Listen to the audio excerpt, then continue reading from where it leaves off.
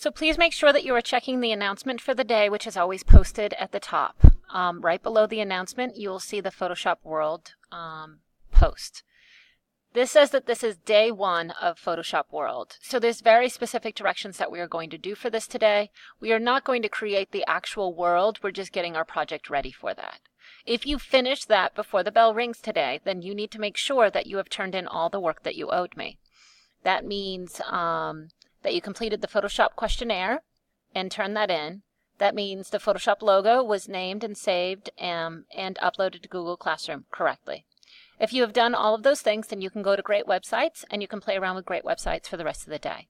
If you do not finish the questionnaire, then that means you must complete it for homework so that you stay on task for next class. Today, the only thing that we're doing is we are completing the steps for the day 1 Photoshop World. This is not a project that is going to be turned in, meaning when you are completely done with this, all that you're doing is saving to your folder. Next class, we will start to create our world. And when I say world, what I mean is this.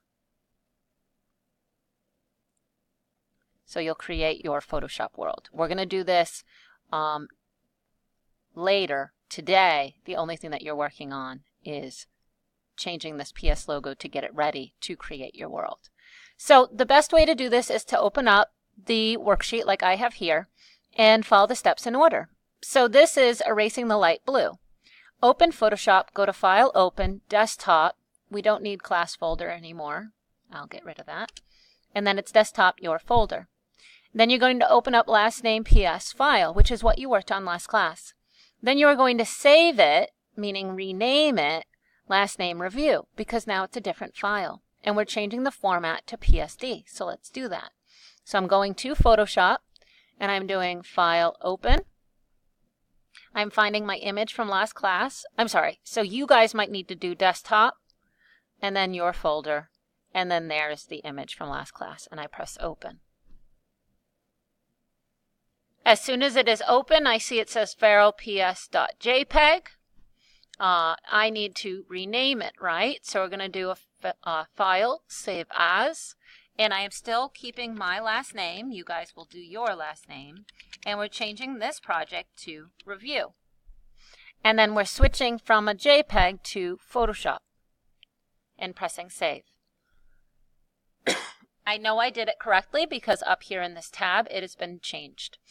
And what I'm realizing is some of you might not be able to open up Photoshop. So let me show you. You minimize these. And here is the Photoshop icon. All you simply do is double click to open it. So I opened by double clicking on the icon on my desktop. Then I went to File, Open on my desktop, my folder, and I renamed it Review. Now I need to go over to my Layers menu and double click on the background layer to unlock it. If there's a lock, we have to get rid of it. And I'm going to name this Layer Logo. If there's no lock on the layer, double click on the layer and rename it. Go to your toolbar and find your Magic Eraser tool. By pressing the letter E on the keyboard, you can quickly select it. In your image, click on the P, the S, and the blue border. Okay, so now I'm going here. This is my Layers menu. Here is my background layer, and it is locked. So I am going to double click on it, and I'm renaming this.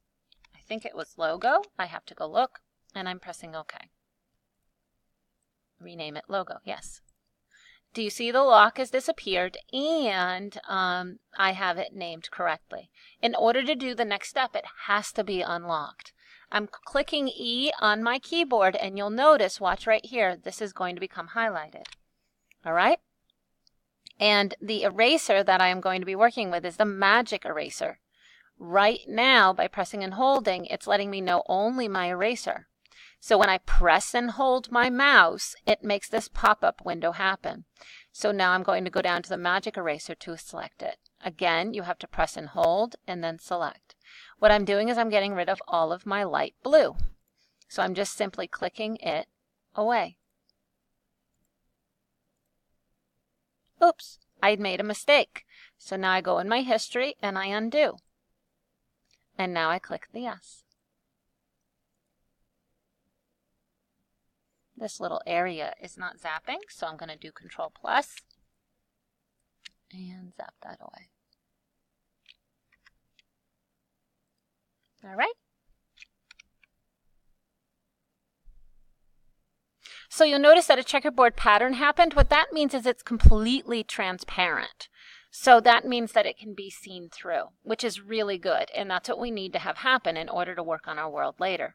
So we erased all of the light blue. And if you notice, the little preview here shows you exactly what your artwork should look like. And that is what mine does.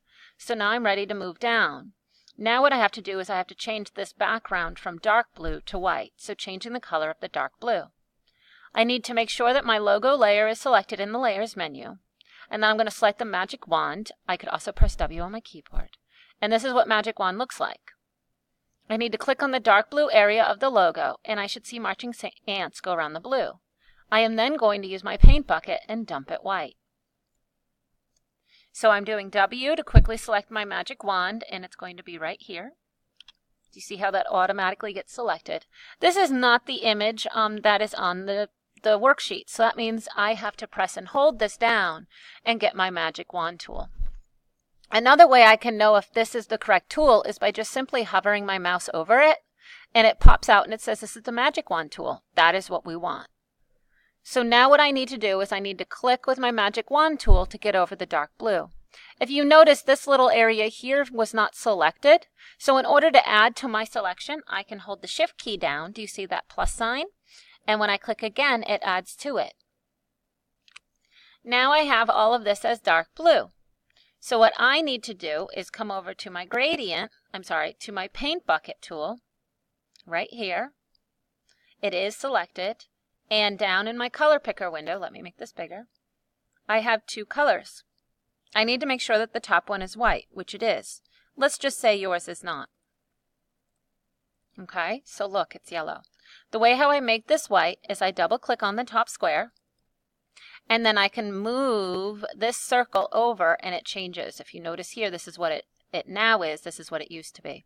I can also slide this up and down to get a bunch of different colors. So not only do I slide this, but then I can slide this around too to change colors. All right, so I want white, and I'm pressing OK. I have my paint bucket selected, and I'm dumping white. This area didn't get filled with white, so I'm dumping it again. Use the paint bucket tool to paint the area white. We did it.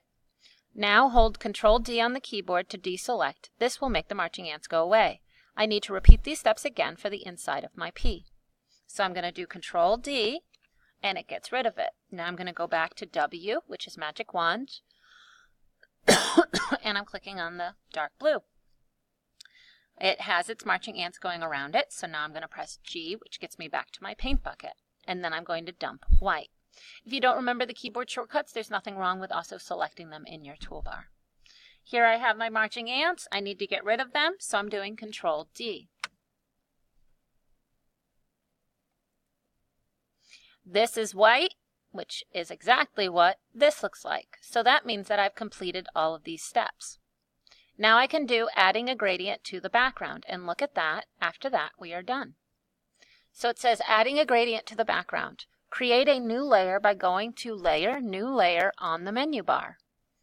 Name that layer Gradient. In the Layers menu, drag that layer below the logo layer. Select the Gradient tool, G, from the toolbar and pick two colors to use.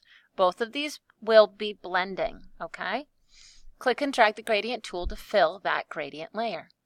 Don't stress too much about this. You can change your gradient layer at any point, whether it's today or next class. I did blue because I like under the sea images, so that's what I'm going to do. So, all right, I need to come back here. I need to go to the top of my screen and do Layer, New Layer. I am naming this layer Gradient. Oops. And then I am pressing OK. Because it's the last layer that I created, it's pasted on top. I need it to go below my logo layer, otherwise I won't be able to see my logo. I'm going to leave it here now so you can see the difference.